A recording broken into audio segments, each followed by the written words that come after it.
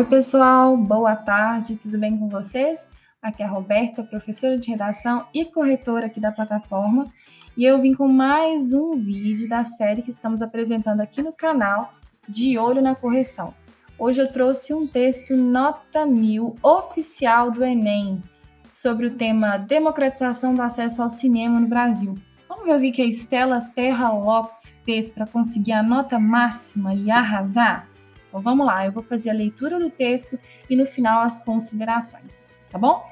Bom, ela começa dizendo: a questão do acesso ao cinema, apesar de não ser amplamente discutida, é um problema muito expressivo no Brasil atualmente.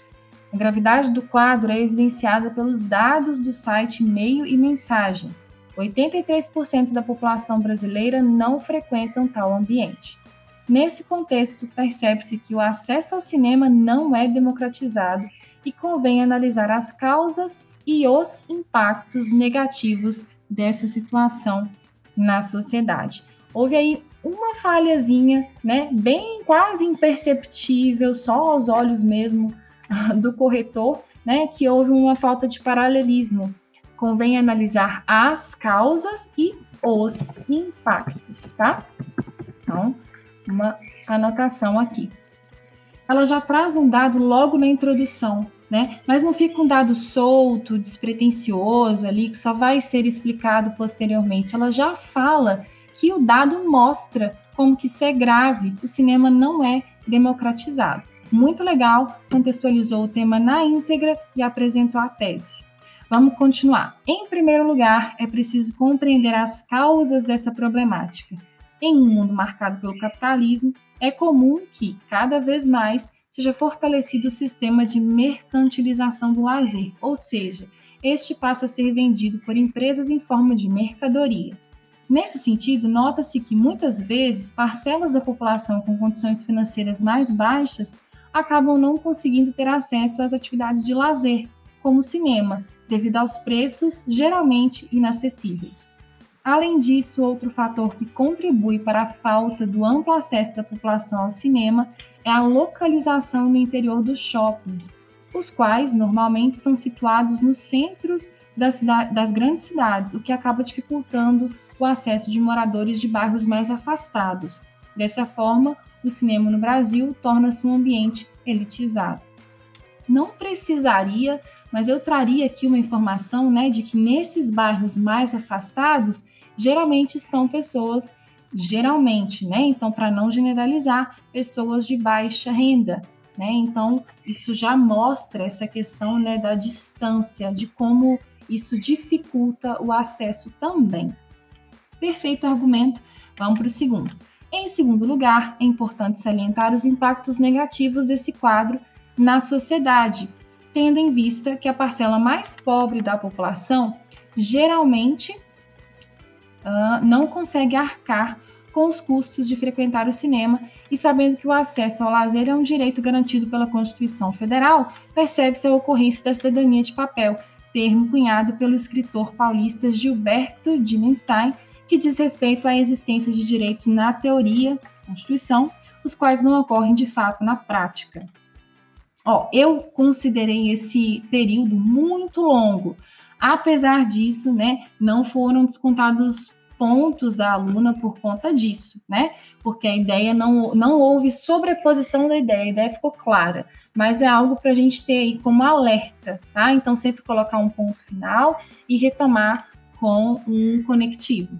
Sob essa perspectiva, nota-se que a falta de democratização do acesso ao cinema gera exclusão social das camadas menos favorecidas e impede que elas possam usufruir de seus direitos.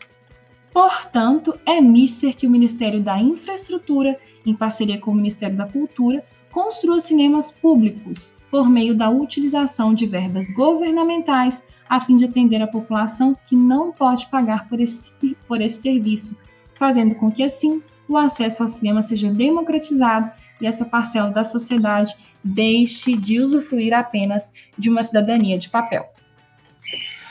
Bom, pessoal, vocês conseguiram perceber claramente que é um texto com um excelente projeto.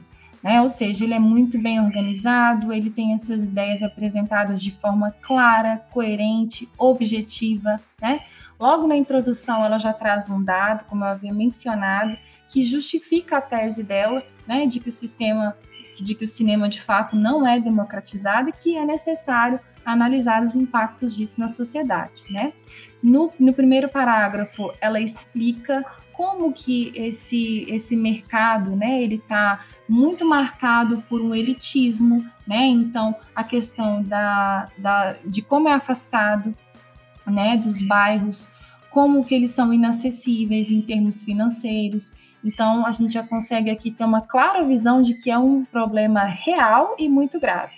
No segundo parágrafo, ela traz a questão tanto da Constituição Federal quanto do repertório ali de cidadania de papel, né, do Gilberto de Menstein, que é muito interessante de relacionar a esse tema por conta dos direitos que a gente tem, mas a gente não conhece ou não consegue usufruir de forma adequada, né?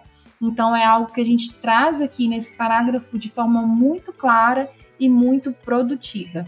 No final, proposta de intervenção completa, né, com os 5 elementos, lembrando quais são eles: agente, ação, modo, meio, finalidade e o detalhamento de pelo menos um dos 4 anteriores. Então, ela consegue fechar aqui o raciocínio de forma excelente. Em relação à coesão textual, ao longo de todo o texto, emprega muito bem os operadores argumentativos, em primeiro lugar, em segundo lugar, dessa forma, dentro dos parágrafos, os quais, sob essa perspectiva, esse, desse, né? Tudo isso é utilizado para coesão textual. E aí faz com que essa aluna consiga a nota máxima na competência 4. Um excelente texto, né? A gente viu aqui um errinho de norma culta, que, como eu disse, é quase imperceptível, poucas pessoas sabem, mas que é algo que a gente precisa ter bastante atenção. Por quê? Se ela não coloca aqui o artigo, né, no plural, os impactos, é como se ela estivesse usando o as para ele também.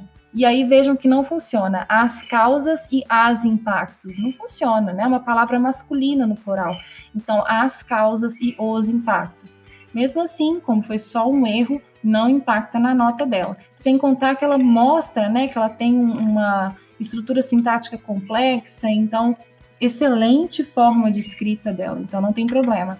Já aqui no penúltimo parágrafo, né, essa questão do período longo pode gerar problemas, né, se acontecer aquele erro de sobreposição de ideias, que é você começar uma ideia e aí o período fica longo, você não finaliza a ideia e já introduz outra, pode levar a uma incoerência que compromete a nota, inclusive na C3, né, que é de seleção e organização de ideias. Se comprometer a coerência, ela pode ser penalizada na C3, ok?